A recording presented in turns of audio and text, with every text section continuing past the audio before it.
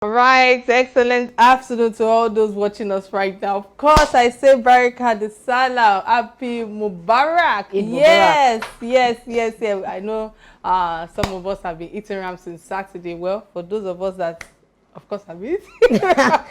All right, let's get to it. Nigeria is clearly one of the most religious countries in the world, with every street and every corner, boasting either a church, a mosque, a shrine, name it, a temple, name it in Nigeria. The business of religion is also perhaps the most lucrative in Nigeria, and with many religious groups, noted more of a commerce, I would like to say hustling and mass brainwashing rather than religiousness has taken place in our country, Nigeria. Again, I welcome you to another interesting episode of Real Talk with Kike. I remain your convener, Kike, Atanda-Owo, and of course, I have the Real Talker on the platform. Yeah, I'm in the building. How you doing? We're in the spirit. Absolutely. I knew you were going to wear it. Really? Yes. I just thought that because it's holiday and we're still in the festive mood, so we bring something more subtle to people across the globe. From wherever you're watching us, good afternoon. And it's your show, Real Talk with Kike, where we keep it very real. I hope it's been a beautiful Salah with us, even if the rain would not stop. But, I mean, it didn't deter some of our celebrations. But it's good that we're celebrating life and we're celebrating our religion. Fantastic. So let's get to hear what history wants to remind us today, especially when it comes to something that is related to the former President Bush and, of course, former President Obasanjo and former President Charles Taylor of Liberia. Let's get to hear more of these historical events in Nigerian history. Stay with us. We'll be right back.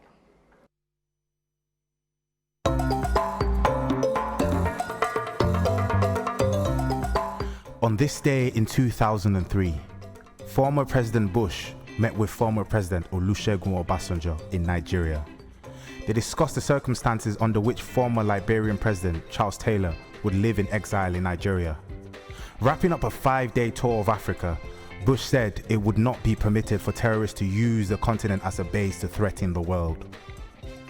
While the AU is optimistic that the elections will lead to a successful transition of power, Mr. Obasanjo stressed that the diversion of attention through propaganda on the issues unrelated to the conduct of the forthcoming presidential elections should be avoided and resisted. The Special Court and the UN High Commissioner for Human Rights, Louis Arbour, have called for Mr. Taylor to be handed over by Nigeria to the court in interest of justice.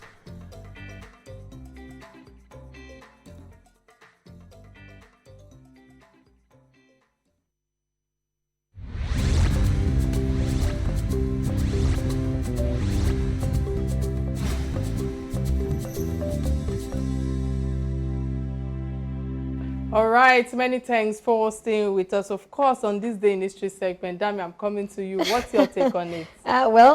Former President Charles Taylor, who happened to be the 22nd president of Liberia, of course, he was found guilty of abetting horrific war crimes, including rape and mutilation in Sierra Leone. But I would also say that Nigeria has been a country that has been in the global space for a while, knowing our kind of attitude. I really do not think it should have been Nigeria he will come on and excel. There are other countries. Why did we absorb him? What were we thinking about? What were the gains for Nigeria? Because I really did not believe that there was no gain. We just felt that somebody who has committed such a crime, such a heinous crime, would come to Nigeria and at the end of the day, he will get cover. And he was on exile in the southeastern part of the country. And of course, the things that history had to record about Charles Taylor, even when we knew that other international countries were calling for him to be handed over so that he could be tried. But recently, even if we find out within Nigeria, there are a lot of people that are still roaming about the streets that have heinous crimes on their hands, and we are still aiding and abetting them. So this is what history has got to record about Nigeria. Are we going to continue this way? Just to add to what you've said, I think that has become a culture, even with the fact that most of our leaders today that are contesting, we've seen a lot of international body have called Nigerian leaders out, that they are the ones actually behind Boko Haram. I didn't say terrorism. So, Yeah. So, and I'm asking myself, when you look at our On This Day in History segment, which most of the time is full of negativity. You know, Adi, would you say something that has to do with something positive that will be of informative to people watching and all of that? I just feel that we have a lot to do as leaders. We need a visionary leader. We need image repair. We need a lot of reorientation, you know, that must take place into our system. And I feel that it's something that it has become a culture, really. So it's a lot of reorientation on learning and relearning that needs to go into place. I know that Nigeria is not a place that I don't want to say that I've lost hope, but guys, it's time for a quick message from our sponsors. Please stay with us. We'll be right back.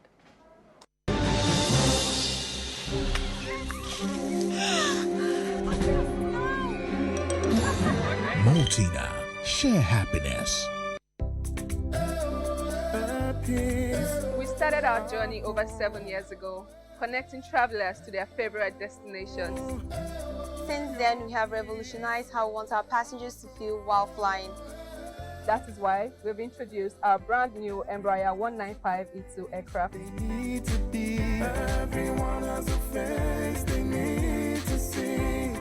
We're on a mission to add new destinations to our ever-increasing fleet.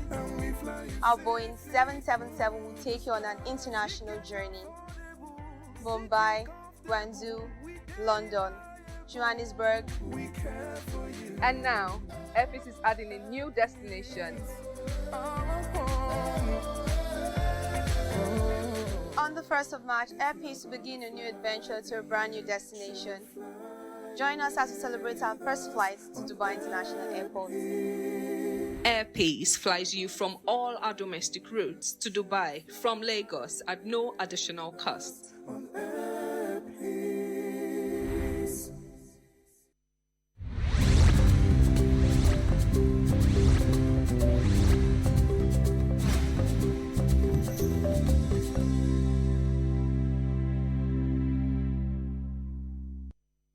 All right, again, many thanks for staying with us. Every society has its norm and, of course, its practices. And the norms and practices in different societies distinguish them from others. And in a country like ours, Nigeria, our religious beliefs prevail over our practices and norms. And the norms in question are our political practices. And I feel that we have developed into a community where the religious inclinations of our people should be put into consideration for us to make political progress or development. And there are a lot of mixed feelings or mixed controversies greeted Asiwaju Bola Ahmed Tinubu's selection of former governor of Borno State, you know, Senator Kashim Shetima, as his All Progressive Congress APC running mate for the 2023 presidential election. And in response to this, the Council of Church Leaders and Ministries on Monday expressed disappointment with the choice of a Muslim presidential ticket by the ruling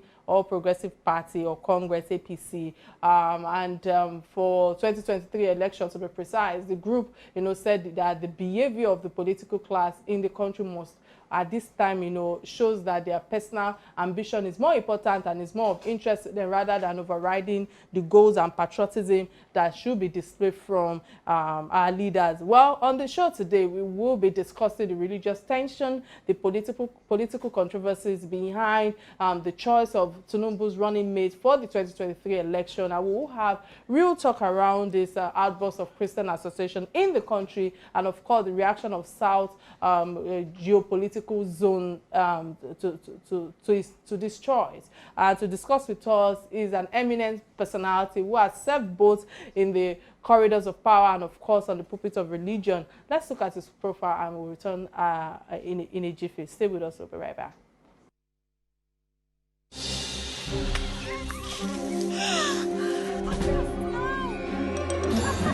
Multina, share happiness.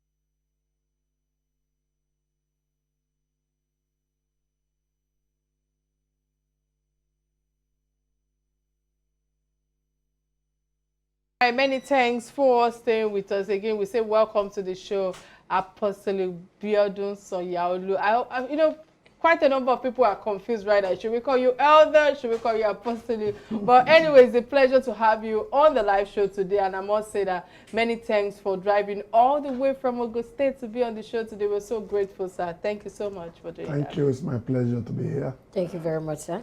And I hope the holidays have been quite nice with you. Yeah, well, we've been very busy. There's going to be transition of leadership in Cannes. We'll be busy with that. Even as I speak, as I'm here, I'm supposed to be in a meeting in Abuja for the transition. I joined them on Zoom few minutes to when I came in. Oh, so it's been very fantastic. Thank you. Well done for multitasking like we women do. All right, so, you know, just going straight to the topic at hand, because I know you're such a busy person. You know, I've listened to so many arguments on this discourse, as many have said that we don't need the religiousness, sentimental beliefs of leadership, so to speak, that it should be more of competence, you know. And I want to ask the question, why is it that we want to avoid religious controversy, knowing that there's still unsettlement between us, and it's bringing a lot of divides among us at the moment, rather than us just addressing it than for us to sweep it under the carpet? Do you think that the fact still remains that these politicians, so to speak, are the one are the one actually causing this divide? Number one. Number two is that would they come to church tomorrow or mosque to seek for our votes, and the so-called pastors will still support them with the votes? What's your take on this? Thank you so much. Now, in a normal situation, religious matter shouldn't come into governance. But you cannot forget where you are coming from. Absolutely. The event of the past is so important in deciding the future. In Nigeria, for instance, there is a pattern. And if you look at it very carefully, even when we start from Shehu Shagari as a president, when he wanted to pick his vice, he picked Alex Ekweme, a southerner, a Christian. When Obasanjo was president, he picked Atiku Abubakar, a northerner, Christian, Muslim. A Muslim, sorry. When Yar'Adua became the president from the north, a Muslim, he picked Jonathan from the south, a Christian. When Buhari came on board, Buhari, a Muslim from the north, picked Professor Yemi Osinbajo from the south, a Christian. If I just stop there. They proposed Professor Yemi Osinbajo. Yes. You will see that there's a pattern. Absolutely. Even in 2015, we were told Asiwaju Bola Tinubu wanted to be the vice president. But there was an outcry that Muslim ticket will not fly. That's when he was dropped and he was asked to bring a Christian. And he presented Professor Yemi Osinbajo. So the answer to your question is that that's the first pattern. Number two, in the last few years, especially in the last 7 years, there has been a serious mistrust between the two religions. You are aware that during Jonathan, the issue of Boko Haram came. And Boko Haram were purely Muslim or Islamic members.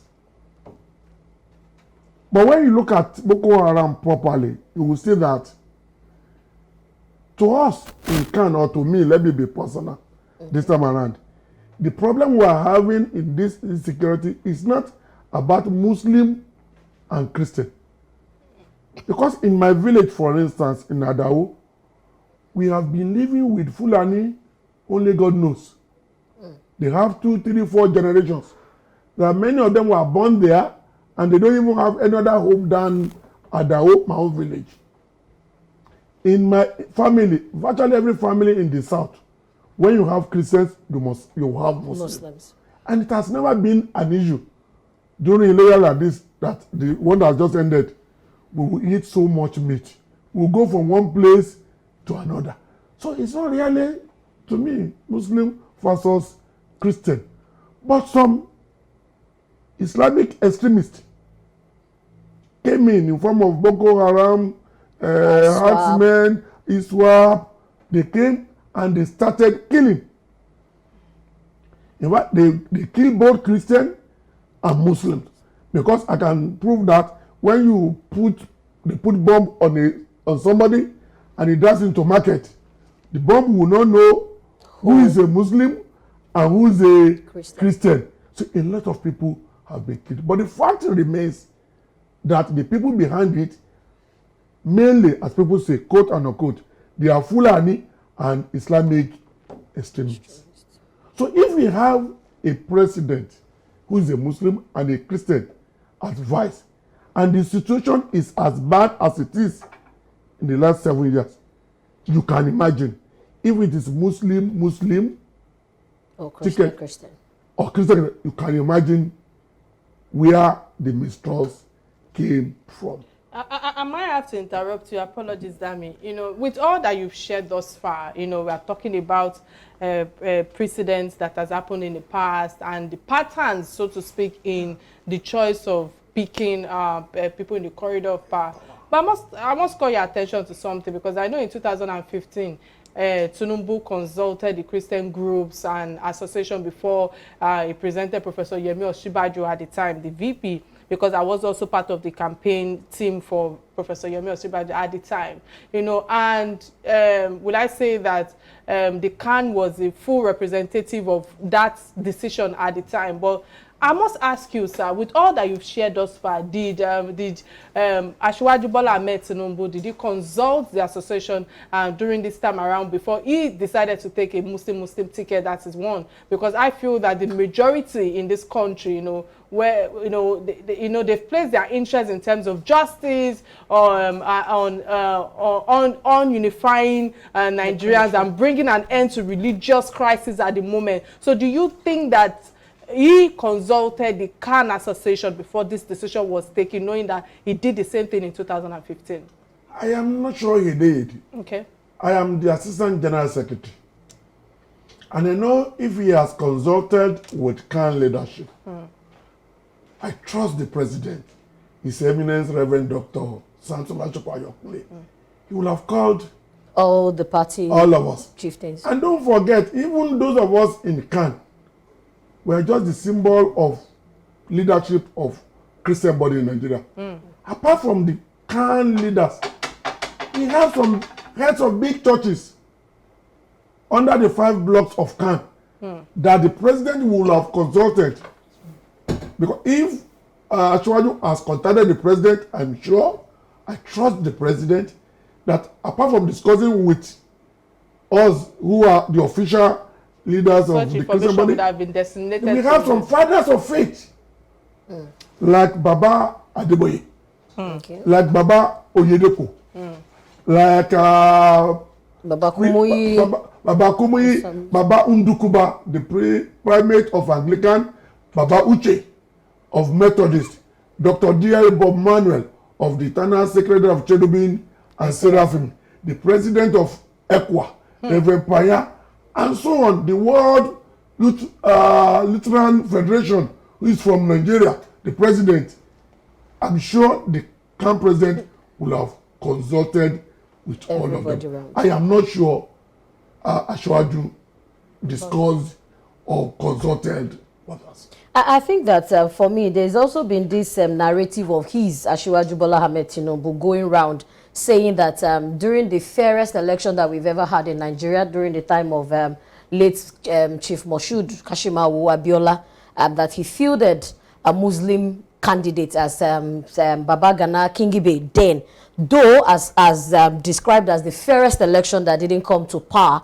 But he's saying that, you know what, if that could happen in 93, I think this is 2003, and that's some sort of correlation between That is where he got it wrong. 30 years ago. Absolutely. The situation of 30 years ago cannot be the situation on ground now. 30 years ago, we were all still very together. There was love between us, unity, and there was unity in the country. There was no Boko Haram, there's no this killing here or there, insecurity. You can't compare the two together. It's a big error. If you look at it, you're not looking, it just can't be compared. Okay. The situation now, especially in the last 7 years, in Nigeria is so tensed. Very volatile. Very volatile. You heard of the Owo massacre. Yes. And every day, just 4 days ago, Mrs. Abioye of the Baptist in Imo State, the general manager of Zoo there, was kidnapped. It has become everyday occurrence. So with all this, and when you look under it, who are the people that fingers are pointing at? The Fulanis. And the Fulanis are Muslim. We hear what they say. Even when they come, oh, Allahu Akbar. Even though I don't see them as good Islamic followers. Because they kill the Muslims too. And I know, from my youth, I know Islam is a religion of peace. The way we relate together. So if somebody just came overnight, then we should look at it that it is this set of people. And I may not be right, I may not be right, but from what we pick on the street, the whole thing started from 2014. We were told, rightly or wrongly, that President Muhammad Buhari thought he was not going to win. Governor Rufai mentioned it.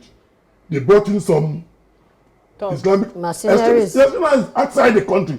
Because if you have victims that have been kidnapped, ask them, they will tell you that over 80-90% of people who kidnap, they are not core Nigerians. We have Chadians, there's been speculations of Cameroonians, they Nigerians. They were brought into the country, believing that he will not win and they will create chaos. Crisis. Fortunately, unfortunately, he won. How did they settle those people? That's a belief that it is these people that have spread around everywhere and are causing this havoc.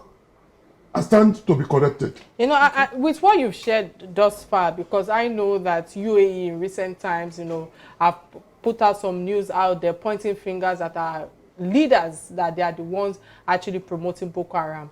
And with all that you've shared now, you know, I cannot help but, you know, want to put pieces together. To think that, okay, maybe, I don't know. It's sounding alike. Yeah, you know, but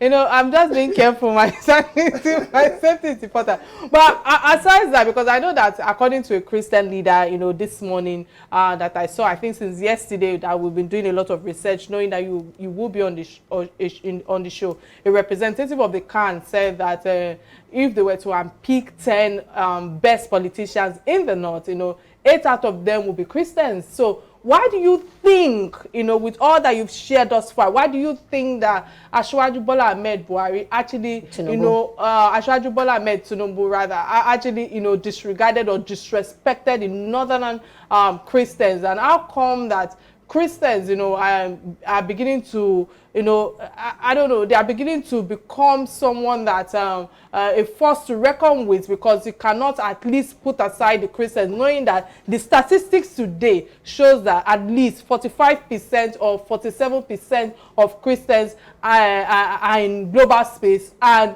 we have 51% of Muslims. Under that 51%, we still have maybe 7 or 10% out of the statistics that are probably whatever religion, traditionalists and the like. What's your take on this? Why you think President Muhammadu Buhari, Bola Ahmed Tinubu actually took this decision to ignore the northern Christians? Thank you, Kike. Let me first assert that Asiwaju Bola Tinubu has a right to pick whosoever he wants to be his running mate.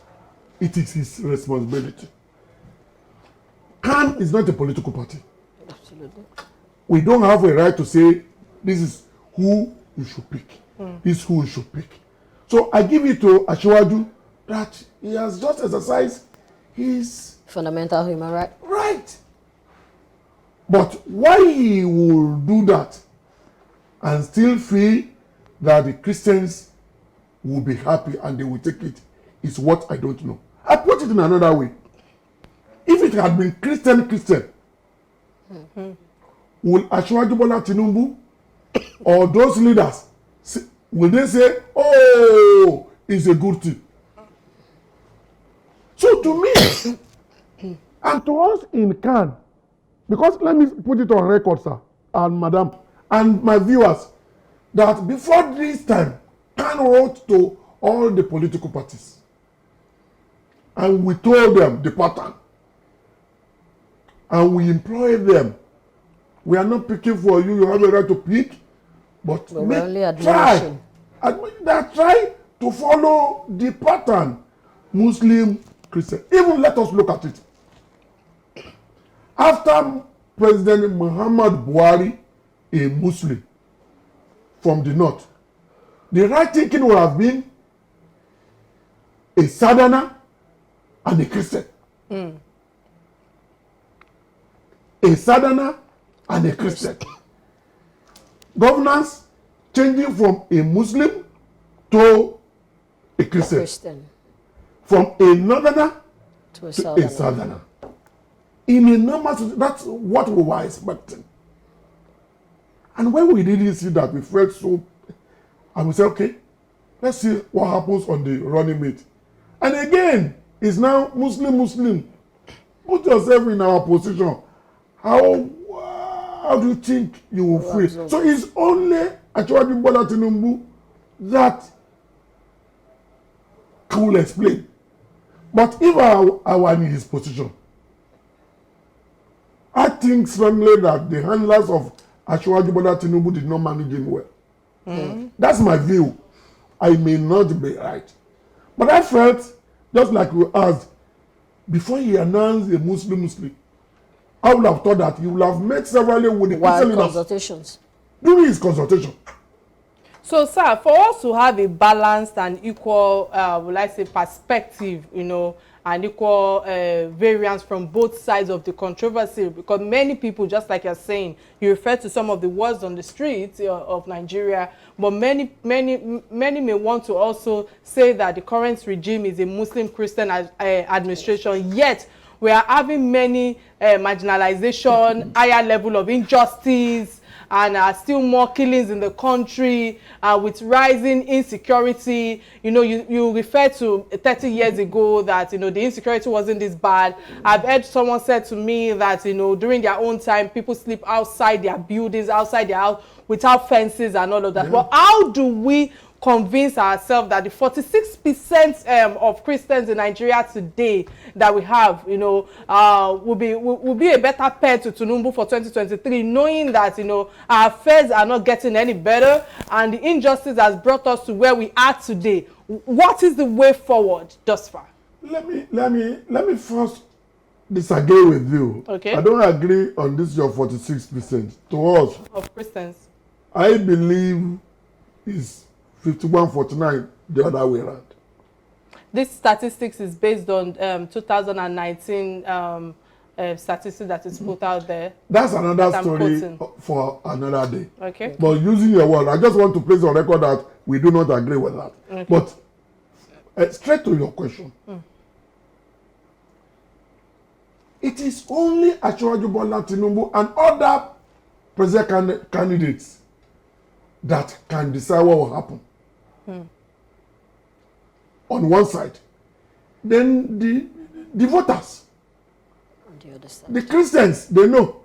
Let me give you what happened sometimes ago. In Gombe State, we have 11 states there. There's 4 local governments that are purely Christian dominated. And for many years past, they've been dominated by the Muslim. The senator, rep, as well as Muslim. The last one, they came together to the no, we can't be doing this all the time. And they decided they are going to vote a Christian. Today they have 1 senator and 2 members of the House of Representatives. That goes to show you that the awareness is there. Asiwaju Bola Tinubu, Peter Obi, Atiku Abubakar, Kwankwaso, those are the presidential candidates of the big four, if we want to make it 4. But if we want to make it 2, APC, PDP. Today, as I speak with you, no one has consulted with us. But the fact remains that we cannot change them. They are the presidential candidates that have emerged from their various parties. So, and it is those that have emerged from the parties that are flag bearers after for the general election. We will look at the 4 of them. If they don't come to us at the time, we will call them. We will have a session with A, with B, with C, with D. We will look at what they have and we will confront them with all these facts. All this we are talking about, they are in the open. That the Christians are being persecuted every day. It's not hidden. I'm not saying the Boko Haram are not killing the Muslim, but you don't expect me to fight for the Muslim. They will fight for themselves too. I know they are killing them, but more of the Christians are being killed. In fact, the killing has moved even away from the north. So even south here. You understand me? So it is the way out is that we will sit down. If they feel we are important, because I'm sure if Atanda-Owo Tinubu knows that we are important, he will have consulted with us. Okay, so us, we felt the man just said that who are they? I will dare them and nothing will happen. So do you think Let's wait if something will happen or not. Do you think that the CAN would like to throw their weight behind the presidential debates, if there is any that will come forth soonest, to know why this is happening? We would, 4 years ago, CAN organized its own debate. Oh, great. At the National Christian Center.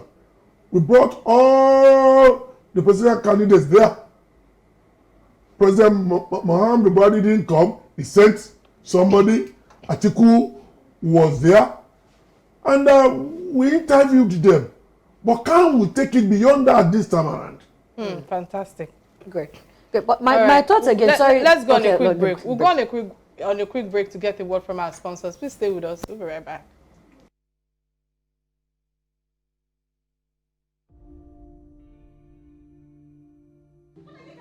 I used to care for the world's opinion. I used to fear their rejection. I used to beg for validation. And I used to wait to be seen.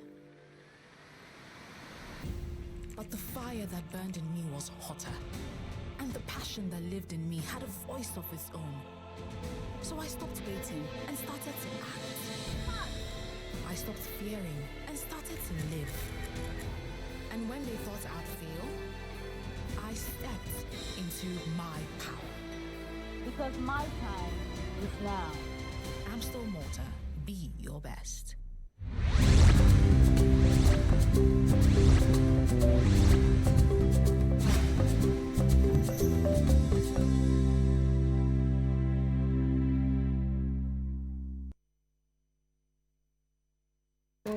All right, many thanks for staying with us. Of course, there are quite a number of things that goes on behind the cameras when we're on break. Of course, for you to be part of this conversation, remember that you can be part of this conversation by calling our studio number 08098877400. And for those who are just tuning in, today's conversation is about the choice of Tinubu's running mate and, of course, the boha that it has caused in our religious and political, what will I put it now, settings right now. And of course, you know, there are a lot of things that is happening in that political circles right now. We are way too divided in this country on ethnic lines, on religious lines, and even on political affiliation. And I feel that religion has incited another controversy because of Tinubu's choice of a running mate, Shetima.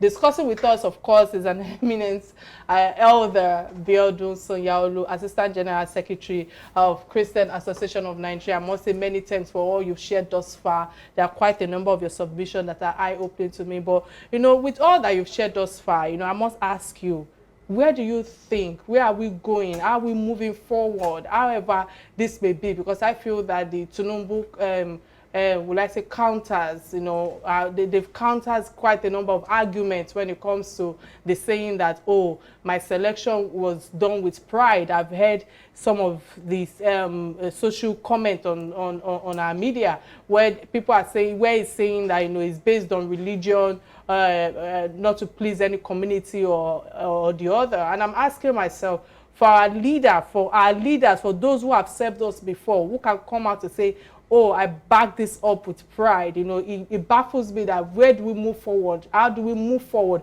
How do we actually, you know, tense the, you know, try to tense the tension that is going on in different communities right there, especially when it comes to religion being a major stakeholder in our country. Is there a must that a Muslim Christian choice should be used for presidential ticket? You know, you've emphasized how, what's it called, he has demonstrated his fundamental human right. But how do we respond to his words as saying that I stand by it as a pride? Sir, what's your take on this? To us in Christendom, we want to believe that he didn't meant to say so. Okay. Because how do you say you can ignore quoting your figure, which I didn't agree with, 46%, 47%? Apologies, sir. We have a caller from Plateau State, Chooks. Chooks, please go straight to the topic at hand. Many thanks for calling. Okay, thank you very much. This is Chooks from Plateau State. Yeah, I'm listening to a program, and it's a very exciting one to contribute to this platform. The truth is that you cannot marginalize the Christians and tomorrow you think Christians will vote you. He has taken a wrong choice. You can't tell me that there is no Christian that is capable for them to be a vice president in the North. The North has Christians. And you cannot tell me that there is no Christian that is a politician in the North, that you cannot pick any of them. So you cannot marginalize the Christian and tomorrow you have Christian to vote for you. For me, in my own opinion, Ashwadi has failed already before the election. So with the Assistant Secretary General there, what he's saying is just saying the practical truth. You cannot pick a running mate. Well, many thanks for. Is this you then? Yes, he was practically saying the same thing we said, that you cannot ignore the Christians. That are they telling him that there is no capable or competent Christian in the North? Let me say this one emphatically, that there are so many qualified, competent, capable Christians in the North. There are so many of them. If Ashwaju Bola Tinubu asks us to give him 50,000, 100,000 names with their profile today, I'm telling you, honestly, within 24 hours, we will submit them.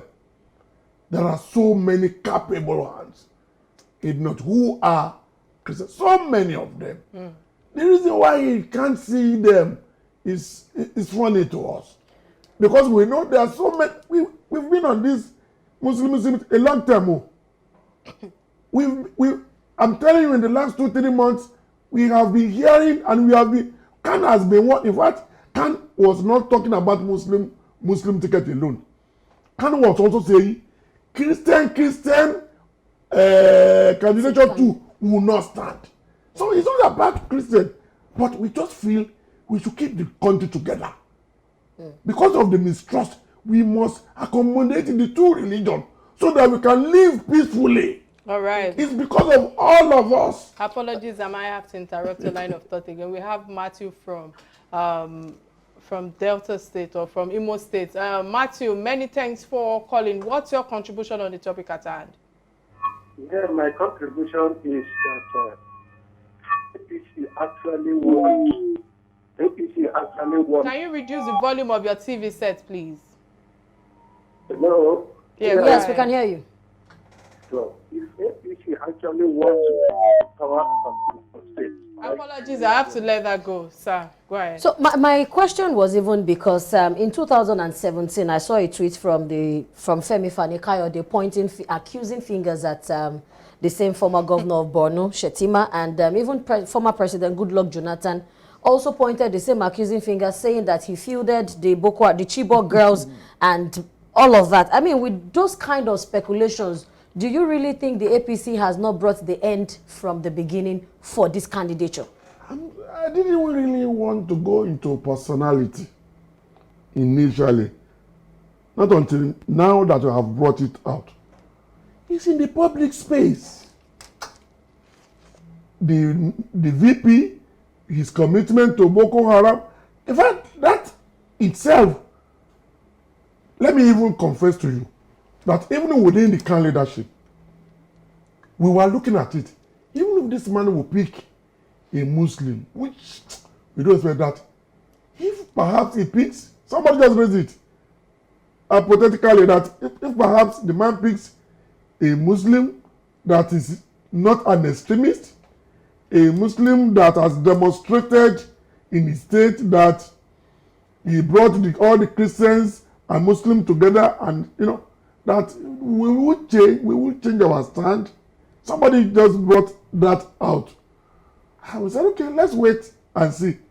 With the kind of a man that he has brought now, with all the information about him in the public space, makes it difficult. Wow. Let's be sincere. Ashwaju will need to convince us. What? All right. So he has a lot to do to convince us. So talking about convention right now, to convince us Nigerians, we might want to go back and forth and argue back and forth about, about Tinubu's choice, but the problem still remains in our hands as Nigerians, and we still have to campaign at the end of the day about who we want to vote for, regardless of whether it's churches or mosques and all of that, because I feel 2023 is right in the corner. But I must ask you, sir, with your position, talking from a place of authority, what should be your message, especially as an apostolic, as an elder, pastor, to people who are listening to us, who are watching us right now, especially coming from a Christian leader of your kind, and who they should be voting for, following at the moment? What's your message to people listening to us right now? My message first to Nigerians, both Muslim, Christian, traditional worshippers, even the traditionalists, is that we should vote in a leader that will guarantee peace in this country. Mm-hmm. Nobody is safe. In a bus, they may kidnap 8-10 people. You see Muslims there, you see Christians there, you see traditionalists there. So my first message to the people is that they should shine their eyes well. They should not allow money, vote buying, to sell their future. That is one. To my Christian brethren, first, they must continue to pray for the country and for the Nigerians, because this is not the best of time for Christians in this country. The last 7 years has been quite traumatic for us. For us, no doubt. And when the situation is like this, we need prayer. Then number two, everybody must go out to take their PVC. Don't be surprised that some Muslims and Christians will meet at a point to say we want a leader that will care for our future and for our life. All right. And what we are talking about is about good governance to the people. If you go to market now, it's not only, there's no market especially for the Muslim and another market for Christian. So we need a leader that has ideas, that we need a leader that will out of poverty, that will see these are my people, whether they are Christian or Muslim. These are my people that voted me to protect them. As of today, Nigerians are not being protected. All right. Whether Muslim or Christian, to me, President Muhammad has failed. All the promises he gave In 2015, I can't see one that is fulfilled. That is the truth. You can see it. All right, many visible thanks, to the blind. Visible to the blind, to everybody. Many thanks for your submission and for keeping it real on this platform. We pray that God continues to guide and protect you with all that advice with you. But before we let you go, the last segment of the show is what we call trending stories. Stories that bind us together as Nigerians, stories that interest us together. And the first trending story, which is not far-fetched from all the conversation we've been having thus far, is Jonathan accusing Jonathan, the former president of Nigeria, accuses Shetima of Boko Haram insurgency. You know, I don't think it's far-fetched from what we'll be sharing thus far. But Damilola, let me come to you quickly. What's your take on this? I think I think it was one of the things that brewed the question I asked you, sir, knowing that there's been antecedents and there's been name-calling and, of course, pointing accusing fingers at him. So I would just say that if directly this is the person that Asiwaju Bola Ahmed Tinubu has brought for us, to me, it feels that, okay, like our Yorubas will say, sir, ati enitomo ati wa olunogun lo mama ti lo e. Toto she be always like the person who knows the way that outsider came inside is the one that will still close the door. So if they have accused former Governor Shetima of fielding Boko Haram, probably it's because they want to also use him to close the door against them. So if that's it, well, I will just pray that peace and unity is what we need in Nigeria. That's what I have to say. All right. Many thanks for your submission, Damilola. I think I want to start by saying that I pray Nigerians don't take this route of stupidity, you know, for lack of a better word right now, or wrong choices in 2023 election. You know, the writings are crystal clear right now. If Jonathan, you know, President Jonathan, you know, is accusing this same Senator Shetima, you know, former governor of Borno State, about the Chibok girls crisis, and of course, like I said earlier, that the US are also saying the same thing in their reports. I just feel that we need to wake up right now, you know, when it comes to us calling out the people behind our woes. You know, I just feel that let's not forget that United Arab also of Emirates, like I also emphasized earlier, also released an intelligence report last year in indicting that some of the northern governors as the bosses sponsoring terrorism in the country. And the same thing is still happening right now when it comes to the former CBN deputy governor, you know, who is also have been accused. I stand to be corrected. But my question now is, what is our problem in this country when it comes to us actually, you know, picking the right people that can take us out of the shenanigans that we found ourselves? I just feel that, you know, I have a lot of questions in my head, and I just feel that there have been a lot of we've been apprehended for too long. You know, now we need to start bringing things to fall. We need to start acting and not just talking. You know, action a lot of things by bringing the right people into the corridor of power, so that we can end all these insurgencies, all this terrorism. We are not okay at all in this country. And I feel that, you know, we all need to actually sit down, answer certain questions, and look for solutions with us. And when it comes to also the choices of our votes next year and the choices of our leaders, we need visionary leaders like other African countries who are doing well presently. Sir, what's your take on this quickly? Well, let me send this message down that the Christian leadership in Nigeria are not going to sit down and watch and allow this to go scot-free. We have not taken a decision, but we will take. After consultation with our leaders. Our leaders will come together, look at the situation, and we will decide what to do.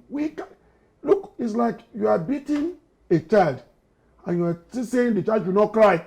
That will be tough. That will be tough. What we have gone through in the last 7 years is so much that don't forget that this is another 8 years journey. Absolutely. And you think we will keep quiet so that all of us will be killed? No, we won't. All right, many thanks for your submission. So the last trending story that caught our attention, of course, this actually applies to us that lives in Lagos. You know, it's the flood challenge in Lagos, our environment right now when it comes to drainage. Damilola, I know you like to rant on this. What's your take? But really, it's not only in Lagos. I saw flood situations in Ibadan or your states. I'm sure that they can testify. Yeah, but this one, I saw in Aba. It's not the one that happened on the island of Mena. But the one of Lagos is you know, let me put it on a letter mode. When you Lagosians, when we Lagosians, yes, now when you are driving water and you are building houses there, you don't know that one day the water will go. You know, water is so powerful. Absolutely. Water will always find its way. Even when we pray that God protect us, I think you should protect yourself too. Okay. I think for me, it's I don't think that we've had it bad in the last two administrations. Let's say the administration of Ambode and Fashola. We know that yes, Lagos is a coastal city, and as such, there should be plans. If people come to me and say, or I see people on social media rant about, oh, Tinubu built Lagos. I'm sorry, Tinubu built Lagos. What's the plan? What's the plan for drainages? Most of the times we have gutter less than 1 feet. I mean, any drainage should be about 6 feet down with proper channeling and maintenance level. Then people will come back and say, oh, it's the people that throw. I mean, we saw a video of UAE Dubai who said that they protect their aesthetics without open drying because there are stiff penalties. If we grew into the system that you know that if you pour dirt in drainages, you will pay 1 million naira fine or go to jail for 1 year, which would you take? So we don't even have a system. We don't have governors. Everybody does what they like. And I think stiffer penalties should be paid. If you find plastic bottle water in the drainage, I mean, they should pay Loma for 2 years. They should be the ones to clear it. There are some penalties that we should put in place. If not, may God help us. Amen. Amen. May God help us. You know, but at the end of the day, with what you've shared, I just feel it's about policy. There's no policy in place. And this is just natural disaster by the damage and fault of ours when it comes to, well, how we throw all sorts of plastics and all of that on the road. Now, sticking to the topic at hand, a number of lives were lost over the weekend in Agege that I saw in the video. I saw a white car, plunged into it. And there are some other parts as well, you know, let alone millions of properties that has been damaged during this raining season. So, is this the first time we are having raining season in Nigeria? The answer is no. Is it the first time that something like this is happening that is coming unaware to us? The answer is no. Don't we have drainage and water resource ministry in the state? The answer is yes. So the fault is not just majorly the government. The fault is both we, the residents, and also the government. We are the, you know, so to speak, the giver claim that are doing something about it. But obviously, it is not enough, or not even enough to address the issue at hand when it comes to the challenges we are facing year in, year out in terms of our environment, in terms during the rainy season. So we also, as citizens, I'm calling the citizens, I'm calling us right now to understand that, you know, we cannot continue to point fingers at the government. We make it worse ourselves because of our culture. I realize that sometimes I'll be in traffic, some people, big cars, they will just wind down and throw things out of the window. So I'm asking myself, what is the culture of refuse and dumping, which I feel that is crazy, is backwardness, you know, pardon me for lack of a better word, when it comes to our character. And I feel that it's unacceptable during this time and age that I know that quite a number of people are getting exposed. We are having a voice, especially the youth, on political issues and our environment. So we should begin to, you know, look for how to collaborate with the government on proper disposal or disposal of refuse and blockages on drainages. Secondly, I just feel the government also should be proactive, not just giving us make-up attention, saying, oh, we are working on something, and the likes and all of that, after the flood has consumed lives and properties, have destroyed quite a number of properties. So, like I said earlier, I just feel that the government, you know, I pray they are listening. I hope they are listening. You are only listening when they want to give me a call, after when they feel that I've said one or two things. I hope that they are listening this time to understand the balance that I've brought to the table, that most of them are right now concentrating on 2023 instead of looking for how to help us when it comes to this raining season, because it's not even funny right now. I don't want to talk about on the island. You know, I had to enter whatever before I got here, but guy, you didn't pack canoe outside. On that note, we've come to the end of another interesting episode of Real Talk with Kike. And of course, we say Many thanks, sir, for creating time to be here, for driving all the way from Ogun State, from Abeokuta, many thanks. And to our viewers out there, we say thank you. It's been we've had a resourceful guest, of course, Elder Biodu, who have shared quite a number of things like a takeaway that all of us need to go back home to ponder on. As Christians, and not just as Christians, even as Muslims, we all need to come together to understand that Nigeria must work again. Nigeria must be kind to us, and peace must reign in this country. On that note, my name remains Kike Atanda-Owo. You are? I am Damilola Banire. Bye now.